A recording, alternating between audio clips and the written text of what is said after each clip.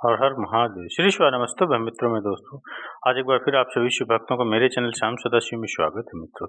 चलिए मित्रों, आज मैं आप सभी शिव भक्तों, माताओं, बहनों के लिए कार्तिक मास की महिमा लेकर के आया, जिसमें से आप सभी शिव भक्तों को कार्तिक मास की महिमा, कार्तिक मास की स्नान की क्या महिमा है, कार्तिक मास में तुलसी की क्या महिमा है, कार्तिक मास में क्या कौन सी चीजें हमें त्याग देना चाहिए और कार्तिक महीने में क्या दान देना चाहिए, कार्तिक मास की तुलसी कथा और अन्य प्रसंग के अनुसार उनकी कथाएं, राधा रानी और तुलसी माता की कथा, विनायक जी की कथा, तुलसी जी की कथा, लक्ष्मी जी की कथा, धर्मराज जी की कथा, नित्यनेम बाबा की कथा, नित्यनेम बाबा और सीता माता की कहानी, पथवारी की कथा, गंगा यमुना की कहानी, आठों वारों की कहानी, लपसी तपसी की कथा, नगर बशेरे की कथा, इल्ली धुनिया की कथा, पोपाबाई की कथा, आंवला नौमी की कथा,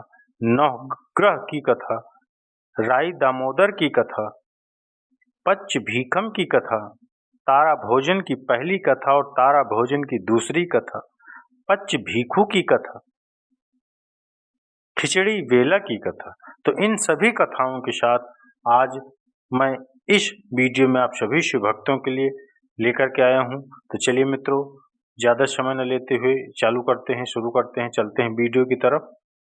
जाने से पहले आप सभी शिव भक्तों से निवेदन कि इस वीडियो को अंत तक अवश्य देखिएगा।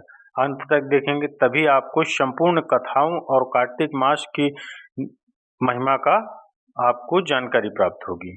तो चलिए मित्रों, ज़्यादा समय न लेते हुए जानते समझते हैं कार्तिक मास की महिमा।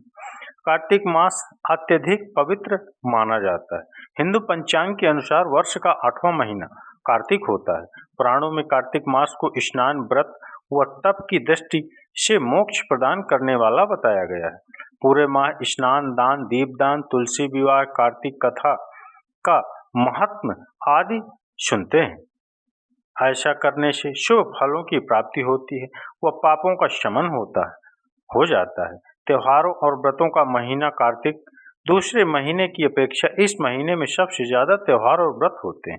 यहाँ तक कि भगवान विष्णु की उपासना का क्रम भी इसी मास से शुरू होता है, क्योंकि भगवान नारायण भी इस महीने से ही उनके जो चिर निद्रा में चले गए थे, अब इस कार्तिक माह से ही भगवान विष्णु ने कार्यभार इस पृथ्वी का संभाला है। अभी तक भोले बाबा के हाथ में था इस पृथ्वी का कार्यभार, अब विष्णु भगवान, नारायण भगवान जगे हैं इस कार्तिक मास में। तो इस महीने में सबसे पहले पूर्णिमा व्रत व स्नान, पति की रक्षा के लिए करवा चौथ व्रत, अहोई व्रत, रमा एकादशी व्रत, गोवत्स द्वादशी, धनतेरस पर्व, नरक चतुर्दशी व हनुमंत जयंती, धन संपत्ति की देवी माँ लक्ष्मी का दीपावली पर्व, अन्नकूट महोत्सव व गोवर्धन पूजा, भाई की रक्षा के लिए भैया दूज, सूर्य की आराधना का पर्व, छठ पूजा और देवोत्थान एकादशी व्रत जैसे सारे प्रमुख त्योहारों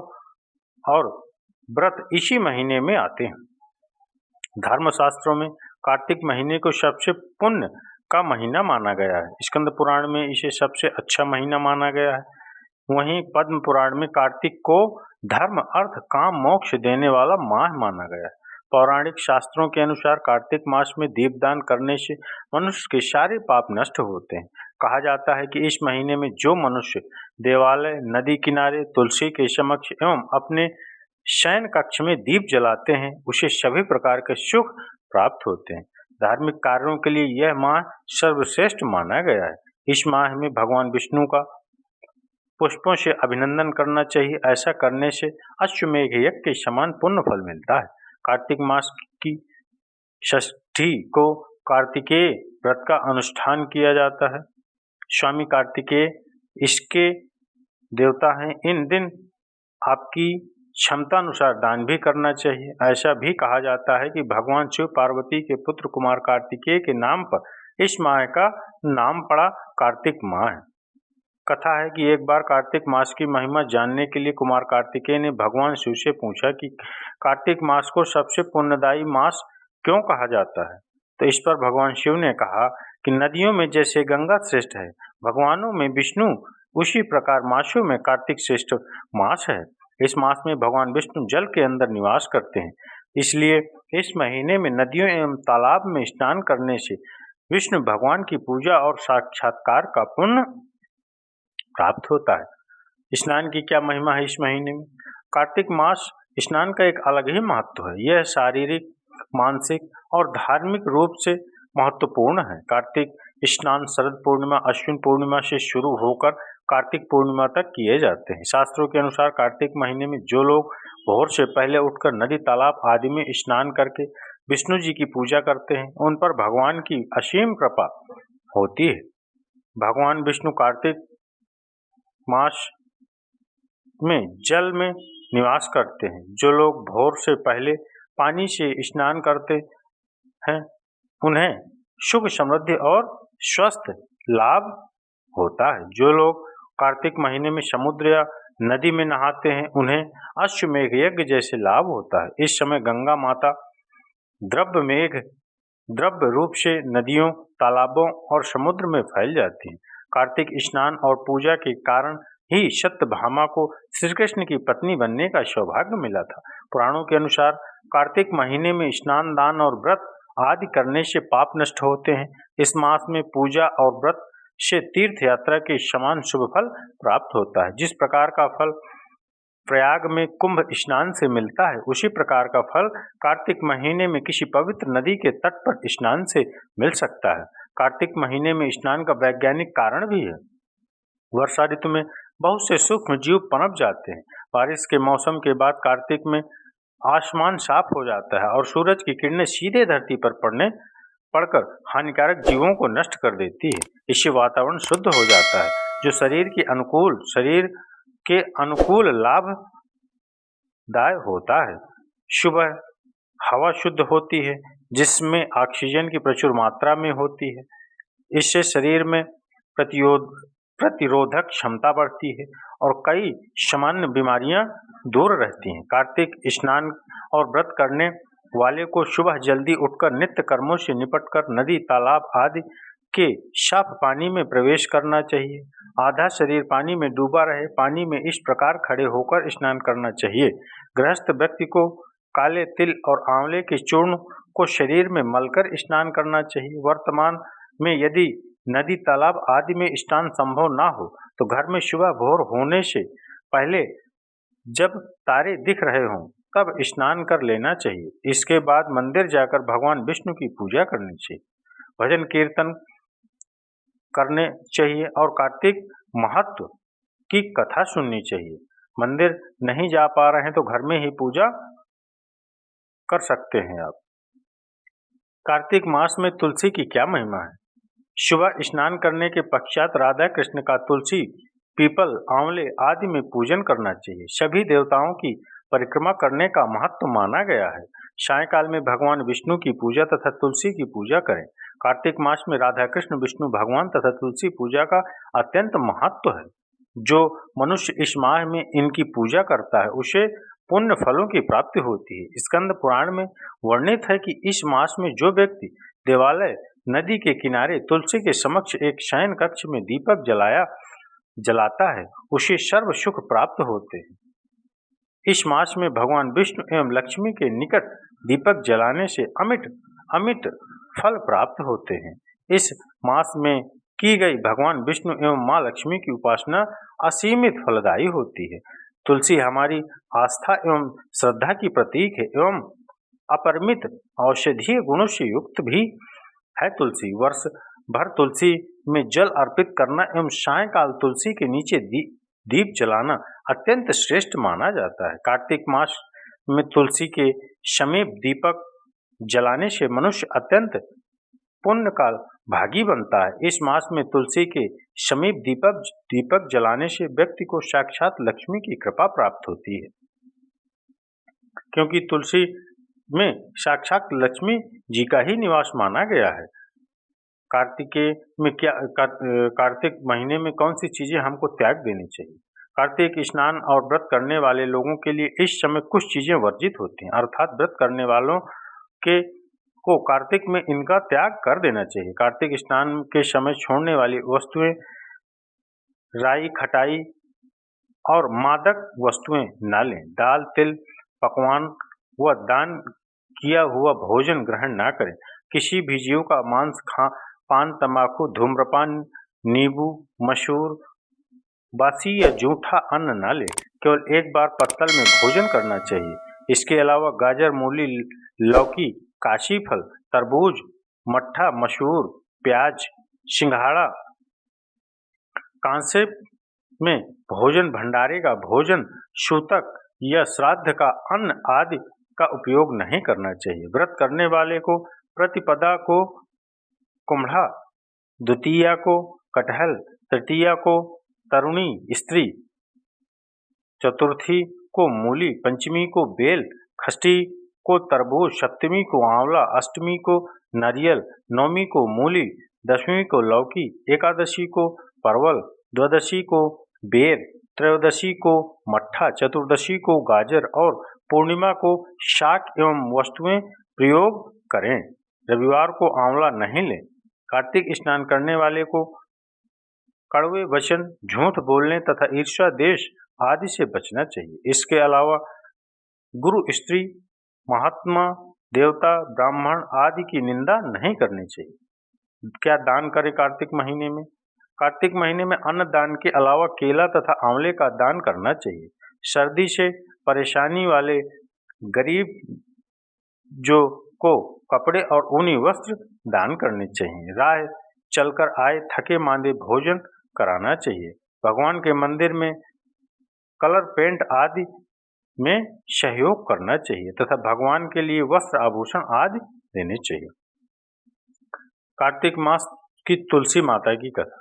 भगवान विष्णु ने जब श्री कृष्ण रूप में अवतार लिया तब रुक्मिणी और सत्यभामा उनकी पटरानी हुई। सत्यभामा पूर्व जन्म में एक ब्राह्मण की पुत्री थी। युवावस्था में ही एक दिन उनके पति और पिता को एक राक्षस ने मार दिया। कुछ दिनों तक ब्राह्मण की पुत्री रोती रही। इसके बाद उसने स्वयं को विष्णु भगवान की भक्ति में समर्पित कर दिया। वह सभी एकादशी का व्रत रखती और कार्तिक मास के नियम पूर्वक सूर्योदय से पूर्व स्नान करके भगवान विष्णु और तुलसी की पूजा करती थी। बुढ़ापा आने पर एक दिन जब ब्राह्मण की पुत्री कार्तिक स्नान के लिए गंगा में डुबकी लगाई तब बुखार से कांपने लगी और गंगा तट पर उसकी मृत्यु हो गई। उसी समय विष्णु लोक से एक विमान आया और ब्राह्मण की पुत्री का दिव्य शरीर विमान में बैठकर विष्णु लोक पहुंच गया।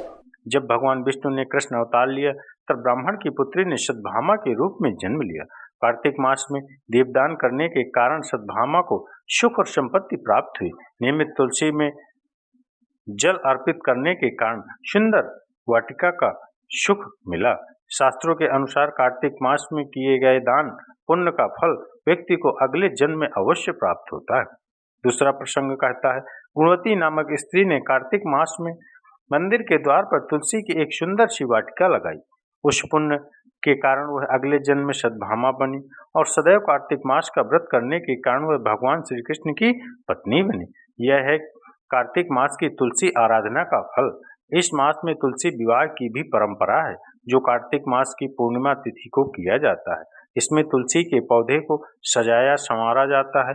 एक भगवान शालिग्राम का पूजन किया जाता है। तुलसी का विधिवत विवाह किया जाता है। जो व्यक्ति यह चाहता है कि उसके घर में सदैव शुभ कर्म हो, सदैव सुख शांति का निवास रहे, उसे तुलसी की आराधना अवश्य करनी चाहिए। कहते हैं कि जिस घर में शुभ कार्य होते हैं वहाँ तुलसी हरी भरी रहती है एवं जहाँ अशुभ कार्य होते हैं वहाँ तुलसी कभी भी हरी भरी नहीं रहती। तुलसी हमारी आस्था एवं श्रद्धा की प्रतीक है एवं अपरिमित औषधीय गुणों से युक्त भी।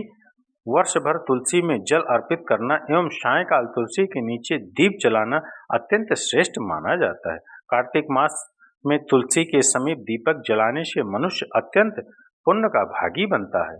इस मास में तुलसी के समीप दीपक जलाने से व्यक्ति को साक्षात लक्ष्मी की कृपा प्राप्त होती है, क्योंकि तुलसी में साक्षात लक्ष्मी निवास माना गया है।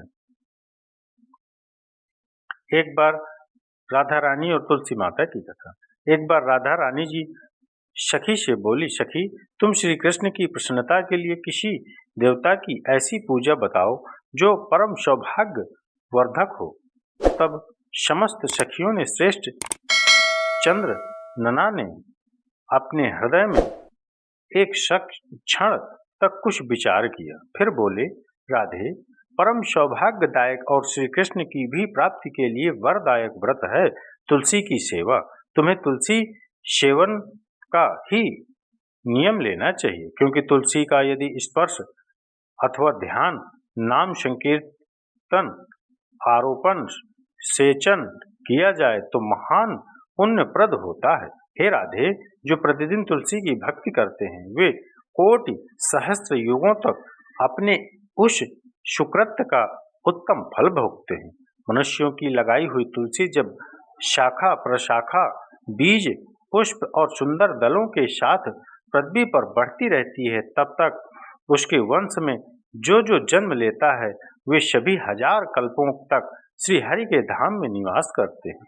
जो तुलसी मंजरी सिर पर रखकर प्राण त्याग करता है वह सैकड़ों पापों से युक्त क्यों न हो, यमराज उसकी ओर देख भी नहीं सकते। इस प्रकार चंद्रनना की कही बात सुनकर रासेश्वरी श्री राधा ने साक्षात श्री हरि को संतुष्ट करने वाले तुलसी सेवन का व्रत आरंभ किया और केतकी वन में 100 हाथ गोलाकार भूमि पर पहुंच गई और अत्यंत मनोहर श्री तुलसी का मंदिर बनवाया, जिसकी दीवार सोने से जड़ी थी और किनारे किनारे पद्म रागमणि लगी थी। वह सुंदर सुंदर पन्ने हीरे और मोतियों से परकोटे से अत्यंत सुशोभित था। उनके चारों ओर परिक्रमा के लिए गली बनाई गई थी, जिसकी भूमि चिंतामणि से मणित थी।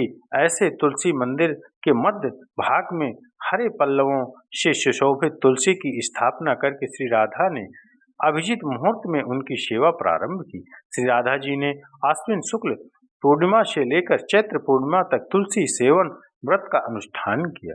व्रत आरंभ करने से उन्होंने प्रति माह पृथक पृथक रस से तुलसी की को सींचा। कार्तिक में दूध से, मार्गशीर्ष में ईख के रस से, पौष द्राक्षारस से, माघ में बारह मासी आम के रस से, फाल्गुन मास में अनेक वस्तुओं से मिश्रित मिश्री के रस से और चैत्र मास में पंचामृत से उनका सिंचन किया और वैशाख कृष्ण प्रतिपदा के दिन उद्यापन का उत्सव किया। उन्होंने 2 लाख ब्राह्मणों को 56 भोगों से तृप्त करके वस्त्र और आभूषणों के साथ दक्षिणा दी। मोटे मोटे दिव्य मोतियों का 1 लाख भार और स्वर्ण का 1 कोटि भार श्री गर्गाचार्य को दिया।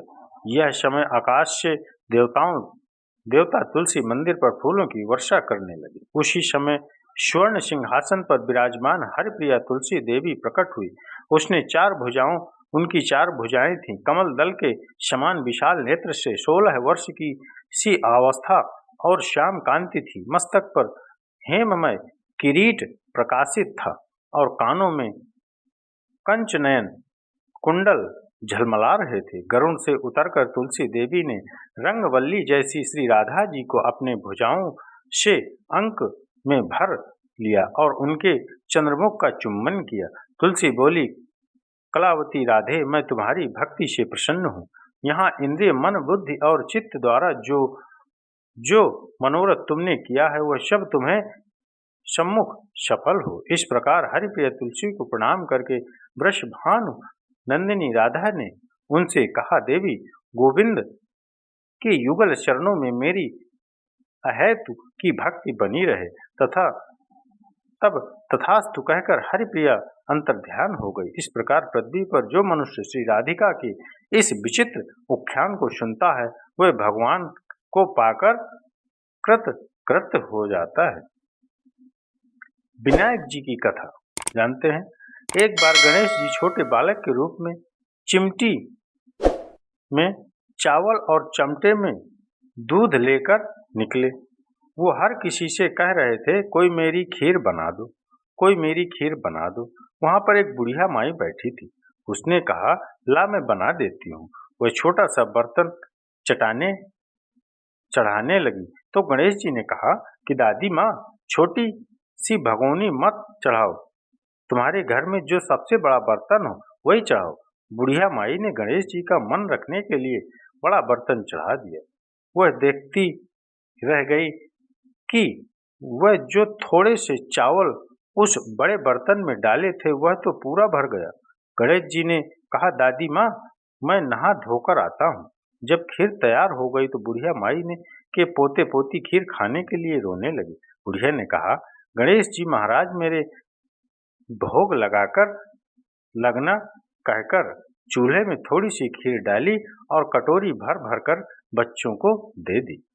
बुढ़िया की पड़ोसन ऊपर छत से देख रही थी तो बुढ़िया ने सोचा ये चुगली कर देगी, इसलिए एक कटोरी भर कर उसे भी पकड़ा दिया। बेटे की बहू ने भी चुपके से एक कटोरी खीर ले जाकर खाई और कटोरा चक्की के पीछे छिपा दिया। अभी भी गणेश जी नहा कर नहीं आए थे और बुढ़िया को भी भूख लग रही थी, तो वह भी एक कटोरी खीर डाल करके किवाड़ के पीछे बैठ कर एक बार फिर कहा कि श्री गणेश जी महाराज आपके भोग लगे कहकर खाना शुरू कर दिया। तभी गणेश जी आ गए। बुढ़िया माई ने कहा, आजा रे गणेश, खीर खा ले, मैं तो तेरा इंतजार कर रही थी। तब गणेश जी ने कहा, दादी मैंने तो खीर पहले ही खा ली। बुढ़िया ने कहा, कब खाई? गणेश जी ने कहा, जब तेरे पोते पोती ने खाई तब खाई थी, जब तेरी पड़ोसन ने खाई तब भी खाई थी, और जब तेरी बहू ने खाई तब भी खाई थी, और जब तूने खाई तो मेरा पेट पूरा ही भर गया। बुढ़िया ने कहा, बेटा तेरी सारी बात सच है, लेकिन बहू बेचारी तो सुबह से काम में लग रही है, तो फिर उसने खीर कब खाई? गणेश जी महाराज ने कहा, चक्की के पीछे नीचे देख, जूठा कटोरा पड़ा है, तूने तो मेरे भोग लगाया, वह तो बिना भोग के ही खा गई। बुढ़िया ने कहा, बेटा घर की बात है, घर में ही रहने दो, अब बताओ बची हुई खीर का क्या करूं? गणेश जी ने कहा, नगरी को जिमा दो। बुढ़िया माई ने पूरी नगरी जिमा दी, फिर भी बर्तन खाली नहीं हुआ। जब राजा को यह बात पता चली तो राजा ने बुढ़िया को बुलाया और कहा, क्यों रे बुढ़िया, ऐसा बर्तन तेरे घर पर कहाँ से आया? ऐसा बर्तन तो राजमहल में होना चाहिए। बुढ़िया ने कहा, राजा जी इस बर्तन को आप ले लो। राजा जी ने खीर का बर्तन महल में मंगा लिया। लाते ही खीर में कीड़े मकोड़े बिच्छू कछले की हो गए और दुर्गंध आने लगी। यह देखकर राजा ने बुढ़िया से कहा, बुढ़िया बर्तन वापस ले जा, तुझे हमने दिया। बुढ़िया ने कहा, राजा जी आप देते हो तो पहले ही कभी दे देते, यह बर्तन तो मुझे मेरे गणेश जी ने दिया है। बुढ़िया ने बर्तन वापस लिया, लेते ही सुगंधित खीर हो गई। घर आकर बुढ़िया ने गणेश जी से कहा, बची हुई खीर का क्या करें? गणेश जी ने कहा, बची हुई खीर को झोपड़ी के कोने में घड़ा खोद कर गाड़ दो। उसी जगह सुबह उठकर वापस खोदेगी तो धन के 2 चरे मिलेंगे। ऐसा कहकर गणेश जी अंतर्ध्यान हो गए। जाते समय झोपड़ी में लात मारते हुए गए तो झोपड़ी की जगह एक महल हो गया। सुबह बहू ने फावड़ा लेकर पूरे घर को खोद दिया तो कुछ भी नहीं मिला। बहू ने कहा, सासू जी थारो गणेश तो झूठो है। सास ने कहा, बहू मारो गणेश झूठो तो नहीं, ला मैं देखूं। वह सुई लेकर खोदने लगी तो टन टन करते 2 धन के चरे निकल आए। बहू ने कहा, सासू जी गणेश जी तो साचो ही है। सास ने कहा, गणेश जी तो भावनाओं का भूखा है। हे गजानन गणेश जी महाराज, जैसे आपने बुढ़िया को दिया वैसा सबको देना। विनायक जी की कहानी सुनने वाले, हुंकार भरने वाले और आसपास के सभी सुनने वालों को सब कुछ प्रदान करना।